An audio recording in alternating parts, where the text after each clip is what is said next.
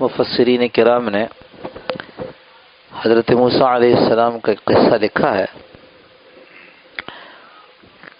کہ بہت حیادار تھے، اپنے جسم کو مستقل چادر سے چھپائے رکھتے تھے، عبا بھی تھی، اس سے چھپائے رکھتے تھے، یہاں تک کہ زمانے کے رواج کے مطابق جو حمام ہوتے تھے جن کو اسلام نے منع کر دیا کہ وہ اجتماعی حمام ہے، سب وہیں نہا رہے ہیں، مردوں کا حمام الگ ہے، عورتوں کا حمام الگ ہے، لیکن سب وہاں ایک ہی طرح نہاتے تھے۔ یہ پرانے زمانے کی روایت تھی، چلتے چلتے میرا خیال ہے آج کے زمانے میں بھی اللہ معاف فرمائے، یورپ میں چلے جائیے، امریکہ میں چلے جائیے، جو یونیورسٹی اور کالجز کے جو جم ہیں وہاں کھیل کود کے بعد نہانے کی جگہ ایک ہی ہے، ایسے ہی ہے۔ اسلام نے آ کر اس کو منع کیا، اور بلکہ یوں کہیں حضرت رسول کریم صلی اللہ علیہ وسلم کی ایک روایت عبداللہ ابن مسعود رضی اللہ عنہ نے نقل کی ہے، اور وہ یہ کہ جو انبیاء کی کلام آگے نقل کیے گئے ہیں، حضرت صلی اللہ علیہ وسلم ارشاد فرمانے، اس کا مفہوم عرض کر رہا ہوں میں، کہ جو انبیاء کے کلام یہاں آگے نقل کیے گئے امتوں کو، تو ان سب میں ایک بات مشترک تھی، اور وہ یہ کہ اگر تیری حیا ختم ہو جائے تو پھر تو جو جی چاہے کر،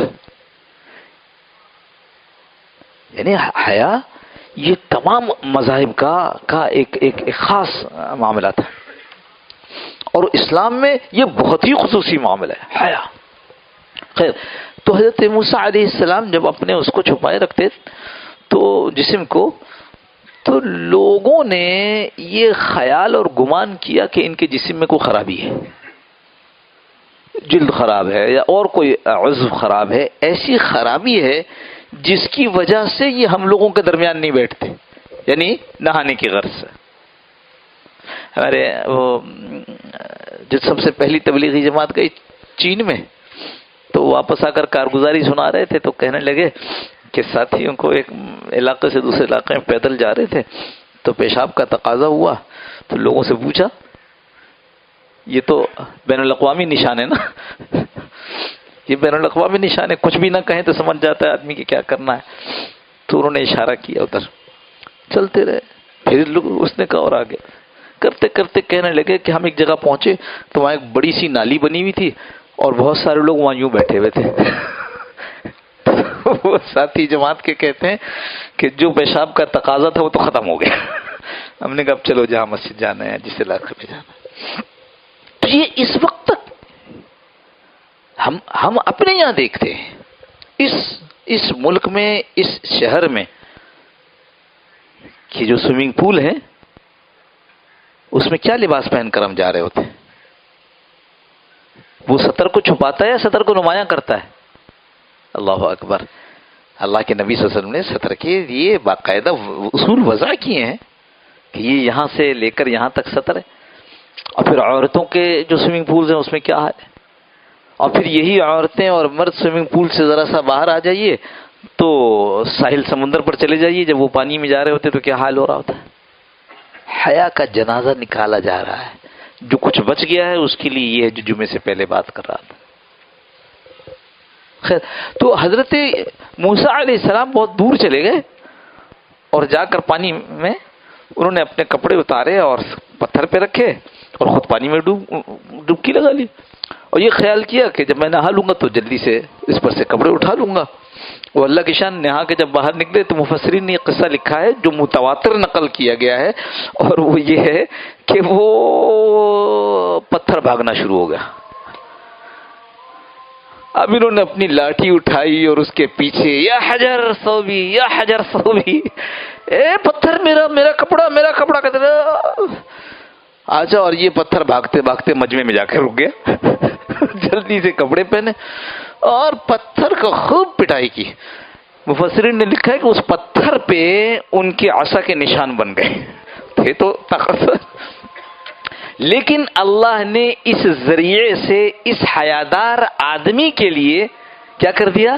یہ کر دیا کہ مجبوری تھی، ہم کیا کریں، لوگوں نے دیکھ لیا ان کے بدن پر کوئی داغ نہیں ہے، لہذا نبی کی عیب کو جو لوگوں کے اندر مشہور کیا جاتا ہے وہ ختم کر دیا صاحب۔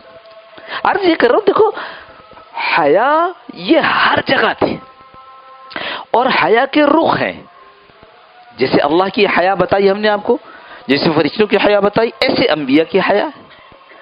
انبیاء اتنے حیا والے تھے، رسول اللہ صلی اللہ تعالی علیہ وسلم کے متعلق آیا کہ حضرت زینب بنت جحش سے نکاح ہو گیا، اب نکاح کے بعد ولیمہ ہے، تو آپ صلی اللہ علیہ وسلم نے ولیمے والے دن سب کو اکٹھا کر لیا، صحابہ کو بلا لیا، اور پھر صحابہ نے گھر میں کھانا کھایا حضرت رسول اللہ کریم صلی اللہ علیہ وسلم کے، سب کھانا کھا کر چلے گئے، 3 آدمی بیٹھے رہے رات، اب کیسے کہیں کہ جاؤ؟ بہت دیر کے بعد وحی نازل ہو گئی اللہ کے نبی صلی اللہ علیہ وسلم پر، جو بہت مشہور ہے نا، فَإِذَا طَعِمْتُمْ فَانْتَشِرُوا فَلْيَسْتَأْنِسُوا، کیا ہے الحدیث، جب کھانا کھا چکو تو پھر روانہ ہو جاؤ، پھر نہیں بیٹھے رہو باتیں کر رہے ہیں اس طرح بیٹھے ہوئے نہیں۔ اور اللہ کا نبی تم سے اتنا کہنے میں بھی حیا کر رہا ہے، لیکن اللہ حق کو بیان کرنے میں حیا نہیں کرتا، یہ حیا کی قسم ہے۔ آپ نے دیکھا ہوگا پیسے میں نے لیے ہیں، اور جس کو دیے اس نے کہا تھا کہ 1 مہینے واپس کر دوں گا، اب 1.5-2 مہینے میں ہو گئے، لیکن میں پیسے نہیں مانگ رہا ہوں کہ شرم آ رہی ہے، حیا آ رہی ہے، پیسے مانگوں گا، اس کو خود چاہیے کہ وہ دے دے، ہے نا ایسے لوگوں میں، بعض لوگ اتنی حیا کرتے ہیں۔ حیا تمام چیز، یعنی یہ جب کہا جا رہا ہے کہ حیا اور ایمان بہنیں ہیں، ایک رخصت ہوگی تو دوسری بھی رخصت ہو جائے گی، تو حیا کا کچھ معنی ہے نا۔ آپ صلی اللہ علیہ وسلم گزر رہے ہیں اور وہ ایک بھائی جو ہے دوسرے بھائی کو ڈانٹ رہا ہے، شاید میں نے پہلے جمعے کو سنایا ہو آپ کو، کہ تم اتنی حیا کرتے ہو، اتنی حیا کرو گے تو نقصان ہوگا۔ آپ صلی اللہ علیہ وسلم نے سن لیا، فرمایا حیا میں تو خیر ہی خیر ہے، مت ڈانٹو، حیا میں تو خیر ہی خیر ہے۔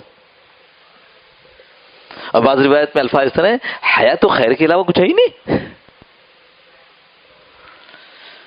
جس کو جڑ سے نکالنے کا پروگرام بنایا جا رہا ہے، میں نے کہا ہلا جلا تو چکے وہ، جیسے میں نے آپ کو ساحل سمندر کی باتیں بتا دی، اور بہت ساری انٹرنیٹ اور ٹی وی اور کیا کیا ہے یار۔ میں تو اکثر ایک جملہ کہا کرتا ہوں، آپ حضرات نے مجھ سے بارہا سنا ہوگا، کہ حیا کا اس وقت یہ عالم ہے کہ غیر محرم مرد اور عورت کی عشق کے قصے ٹی وی پر سمجھائے دکھائے جا رہے ہیں، باپ بھی بیٹھا ہوا ہے، بیٹی بھی بیٹھی ہوئی، اور پھر دونوں انتہائی بے حیائی کے ساتھ نامحرم مرد اور عورت کی اداکاری پر تبصرے کرتے ہیں۔ اللہ اکبر، یہ مسلمان عورت ہے اور مسلمان مرد ہے، غیر محرم کی اداؤں پر تبصرے کرنا، تو کام تو انہوں نے بہت پہلے سے شروع کیا ہوا ہے، یہاں تک لے کر کے آ گئے کہ اب جو ہے وہ آپ کے نصاب کے کورس کے حصے میں ہوگا، یعنی وہ لوگ جو ابھی بھی بے حیا ہیں ان کی نسلوں کو بے حیا بنانا۔ اللہ کے نبی صلی اللہ علیہ وسلم کی یہ تعلیمات ہیں، حیا کی پازیٹیو انداز میں، مثبت انداز میں بات رکھو، بے حیائی خود ختم ہو جائے گی۔ آپ اگر روشنی کے خلاف کورس میں مضمون داخل کریں تو کیا روشنی ہو جائے گی؟ کہ نہیں جی روشنی کے خلاف بول رہا ہوں، اندھیرے کے خلاف، اندھیرے کے خلاف اگر کوئی کورس میں مضمون داخل کریں گے تو اندھیرا دور ہے، روشنی پھیلا دو، اندھیرا خود دور ہو جائے گا۔ آپ لوگوں کو باحیا بنائیے، بے حیائی خود دور ہو جائے گی۔ اب باحیا بنانے کا میں باحیا بنانے کا امام صاحب کا تذکرہ کیا تھا نا، امام محمد ابن سیرین کا، کہ اللہ نے ایسی ان کو صفت نصیب فرمائی، اتنی مشق کی، اتنی حیاداری کی، خود فرمایا کہ میرے خواب میں بھی اگر کوئی عورت سامنے آ جائے تو خواب میں ہی میری نظریں جھک جاتی ہیں۔ کیسے؟ میں یہ بات نہیں کر رہا ہوں کہ یہ کوئی ناممکنات میں سے نہیں، ہمارے آپ کے جیسے انسان آج کے دور میں حیا کرتے ہیں، بہت حیا کرتے ہیں، بہت باحیا ہیں، بہت نگاہوں کی حفاظت کرتے ہیں۔ لیکن ادھر سے تمنا کوشش تو ہو. پر یہ ہوتی اگین پھر دوبارہ جو بات عرض کر ہوتی کب ہے؟ ہوتی اس وقت ہے جب آپ دین کے ماحول میں آتے ہیں، علماء کے پاس اٹھنا بیٹھنا، علماء حق کے پاس، علماء سو کے پاس نہیں. دونوں قسم کے علماء رہیں گے آخر تک. کچھ حق والے علماء ہوں گے، کچھ علماء وہ ہوں گے جو دنیا دار علماء ہوں گے. برا کہنے کی ان کو بھی اجازت نہیں ہے، یاد رکھیے گا. اگر کسی عالم کے متعلق یہ دیکھیں کہ یہ گڑبڑ حرکت میں ہے تو اس کو برا کہنے کی اجازت نہیں ہے کہ جب علماء کے خلاف باتیں شروع کر دیں. بالکل نہیں، بالکل نہیں. یہاں تو عمومی کسی کے خلاف کسی نے کہا وہ فلاں فلاں تو وہ تو ڈیزل ملا ہے. میں نے صرف سوال کر لیا، میں نے کہا بتاؤ آپ نے دیکھا ہے ڈیزل خریدتے بیچتے؟ نہیں، لوگ کہتے ہیں. میں نے کہا لوگوں سے ان سے پوچھو گی اور آپ سے اللہ خود پوچھے گا کہ آپ نے ان کو یہ کیوں کہا. پھر ہم حیران ہوئے، ہم نے تھوڑی تحقیق شروع کی تو یہ کیا ہے وجہ. تو معلوم ہوا کہ وہ افغانستان کے مجاہدین کے لیے ڈیزل لانا تھا، اس کے لیے ان کا ذریعہ استعمال کیا گیا. وہ اللہ جانتا ہے حقیقت کیا ہے، نہ وہ نہ یہ ہم کسی چیز کی گواہی نہیں دے سکتے. لیکن یہ خطرے کی بات ہے. حضرت رحمۃ اللہ علیہ حضرت حکیم اختر صاحب رحمۃ اللہ نے ایک عجیب بات فرمائی کہ اگر کبھی قرآن کریم تم کھولو اور دیکھو کہ ہے یہ تو الٹا چھپ گیا ہے، یہ تو الٹا چھپ گیا ہے. پھر آپ نے دکھایا مولوی صاحب کو، مولوی صاحب نے کہا وہ اس میں تو بہت غلطیاں ہیں. تو آپ کیا کرتے ہیں؟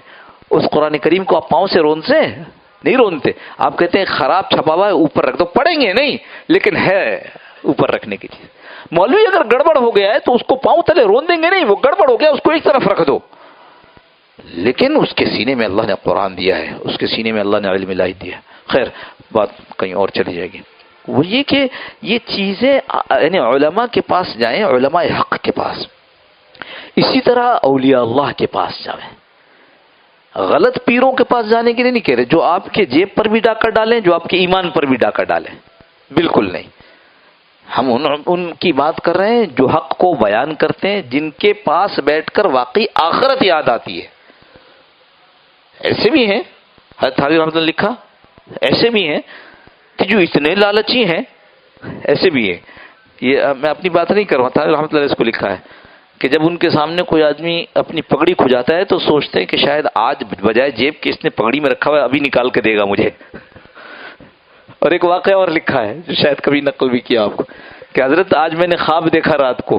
کیا دیکھا؟ کہا دیکھا میں نے کہ میری انگلی سے جو ہے وہ کیا گندگی نکل رہی ہے، اور آپ کو دیکھا آپ کی انگلی سے شہد نکل رہا ہے.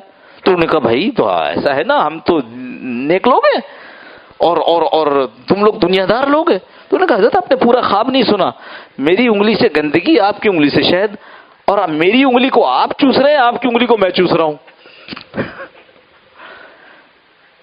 تو علماء حق کو دیکھ کر اختیار کرنا ہے، اولیاء اللہ کو دیکھ کر اختیار کرنا ہے، اور ایسے ہی تبلیغ والوں کی صحبت کو اختیار کرنا. بہت سارے لوگ ملیں گے تبلیغ میں گڑبڑ کر رہے ہیں، نہ کام کو دیکھو، اللہ کی طرف بلانے والا کام. وہ ہمارے حضرت فرماتے ہیں کہ حضرت قاری صاحب صاحب رحمۃ اللہ علیہ بہت عرصہ پہلے پاکستان تشریف لائے تو مسجد کے کچھ لوگ گئے ملنے کے لیے وہاں. تو ایک صاحب کو قاری صاحب نے کہا، قاری صاحب رحمۃ اللہ نے کہا کہ بھائی اچھی عمر ہو گئی ہے، اب تو داڑھی رکھ لو. کہا کہ نہیں حضرت میں نے دیکھا ہے بہت سے لوگ داڑھی رکھ کر کے غلط کام کرتے ہیں. تو قاری صاحب نے فرمایا یار کہ بھائی بہت سے لوگ داڑھی رکھ کر غلط کرتے ہیں، تم داڑھی رکھ کر اچھا کام کرنے لگنا. تو اگر کوئی تبلیغ والا مل جائے جو گڑبڑ کر رہا ہے، آپ گڑبڑ نہیں کرنا. ورنہ گڑبڑ کہاں نہیں ہے، مدرسوں میں نہیں ہے، خانقاہوں میں نہیں ہے، ہر جگہ. اس واسطے یہ تین ماحول کو اختیار کریں گے تو دین پر چلنا بہت آسان ہو جائے گا. اور بلکہ بقول حضرت کے نہ صرف یہ کہ دین پر چلنا آسان ہو جائے گا بلکہ لذیذ اور مزیدار ہو جائے گا. پھر جب نماز چھوٹ رہی ہوگی نا اندر سے پریشانی ہو رہی ہوگی. پہلے نماز پڑھنے میں پریشانی ہوتی تھی، ہاں بار بار کہنا پڑتا تھا کہ بھائی نماز کا وقت ہو گیا نماز. اب نماز چھوٹتی ہے تو پریشانی ہوتی. پہلے تلاوت کرنے کے لیے اپنے آپ کو تیار کرنا پڑتا تھا، اب تلاوت چھوڑنے کا جی نہیں چاہتا. ارے تھوڑا سا اور پڑھ لو، ارے 5 منٹ اللہ اس وقت میں برکت دے دے پورا ہو جائے. کتنے لوگ ایسے دیکھیں. اس لیے کوشش کر کے ماحول کو اختیار کریں اور اپنے گھر والوں کے لیے بھی ماحول کا انتظام کریں. آپ کی تقریر سے آپ کی بیگم نہیں بدلیں گی. وہ تو ایک دفعہ جب ہوں کہیں گی نا زور سے تو میری ساری تقریر آپ بھول جائیں گے. ہاں، ان کو بھی ماحول میں لانا چاہیے. بچے آپ کی تقریر سے نہیں بدلیں گے، بچوں کو بھی ماحول میں لانا چاہیے. جب دینی ماحول میں ہم سب آئیں گے تو انشاءاللہ ہمارے گھروں میں تبدیلی آئے گی. اللهم صل على سيدنا مولانا محمد النبي الأمي وعلى آله وسلم تسليما كثيرا كثيرا. اللهم ربنا ظلمنا أنفسنا وإن لم تغفر لنا وترحمنا لنكونن من الخاسرين. اللهم ربنا لا تزغ قلوبنا بعد إذ هديتنا وهب لنا من لدنك رحمة إنك أنت الوهاب. اللهم ربنا آتنا في الدنيا حسنة وفي الآخرة حسنة وقنا عذاب النار. اللهم أرنا الحق حقا وارزقنا اتباعه وأرنا الباطل باطلا وارزقنا اجتنابه. اللهم إنا نسألك العفو والعافية والمعافاة الدائمة في الدين والدنيا والآخرة. اللهم أعنا على ذكرك وشكرك وحسن عبادتك. اللهم إنا نسألك حبك وحب من يحبك وحب عمل يقربنا إلى حبك. اللهم اجعل حبك أحب إلينا من أنفسنا وأهلنا ومن الماء البارد. اللهم ربنا تقبل منا إنك أنت السميع العليم وتب علينا يا مولانا إنك أنت التواب الرحيم. وصلى الله تعالى على خير خلقه محمد وعلى آله وصحبه أجمعين برحمتك يا أرحم الراحمين. جزاكم الله خير. السلام عليكم ورحمة